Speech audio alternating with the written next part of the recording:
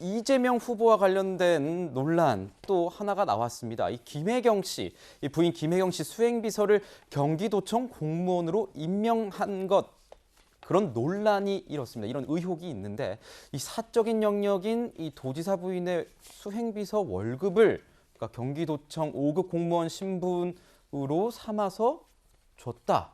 이런 의혹이 제기된 겁니다. 이재명 기자, 어떤 내용인 거죠?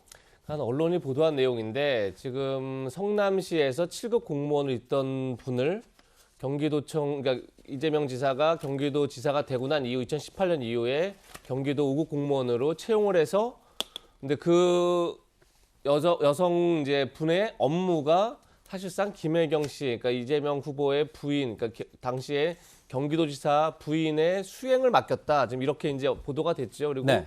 일정 정도 저 배모 씨로 알려진 저 수행을 맡았던 분도 일정 부분 인정한 부분이 있는 것 같습니다. 언론 보도에 따르면 정확한 사실관계는 알아봐야겠지만 어쨌든 간에 중요한 건 뭐냐면 대통령의 부인을 제외, 그러니까 영부인이라고 제가 해서 대통령의 부인을 제외하고 다른 선출직 공무원들의 부인에게 공적 조직이 지원되는 경우는 없는 거죠. 네. 그 대통령 부인에게만 공적 조직이 지원되는 것뿐이지 다른 부인들에게 선출직 부인들에게 지원되지 않는 상황에서 만약에 별정직 공무원을 그 정무직을 뽑아서 그 정무직이 김혜경 씨를 수행했다면 정 분명히 어쨌든 문제가 될 수 있는 거죠.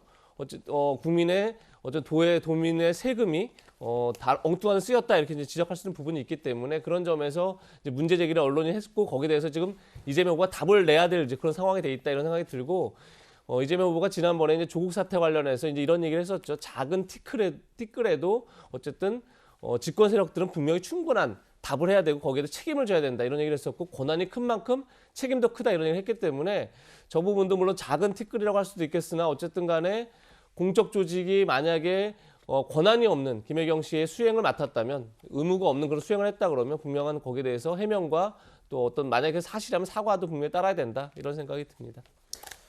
행안부에 따르면 지방자치단체장 배우자의 사적 활동에 이 공무원을 수행할 수 없게 이렇게 규정이 되어 있습니다.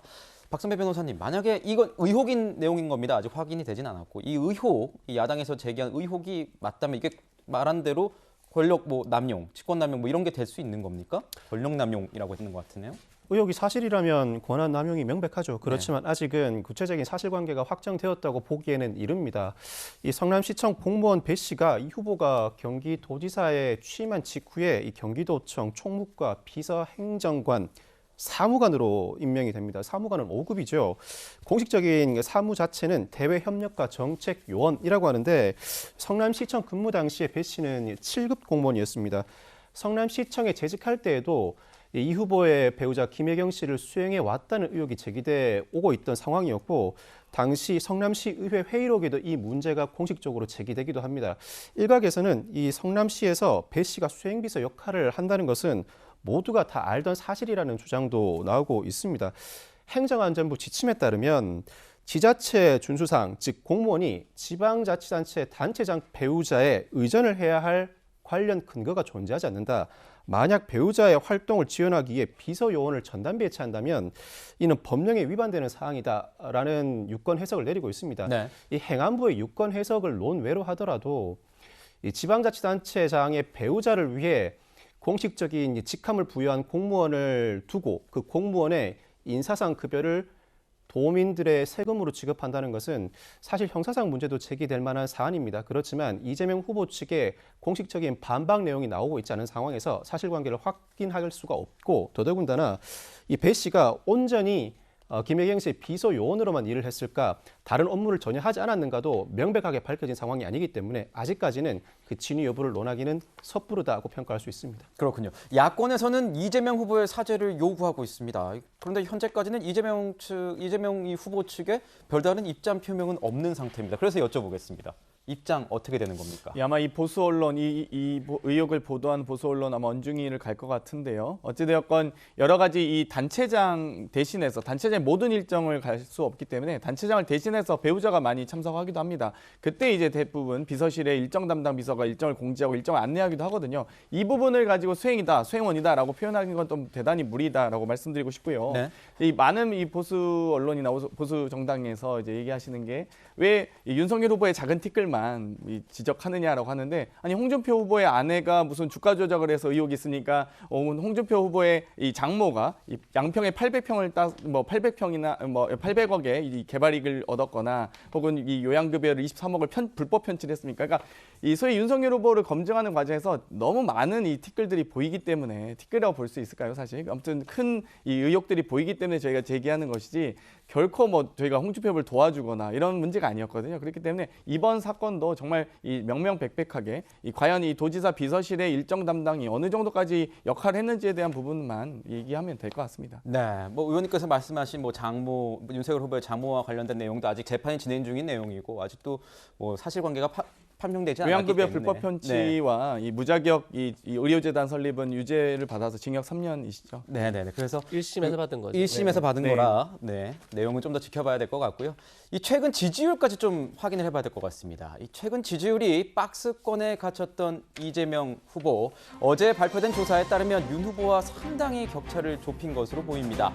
자, 이재명 기자, 이러면은 윤 후보의 어떤 컨벤션 효과가 떨어진 거라고 봐야 될지, 아니면 이재명 후보의 당 쇄신 드라이브가 정말 통한 건지 좀 궁금한데요. 어떻게 분석할 수 있을까요?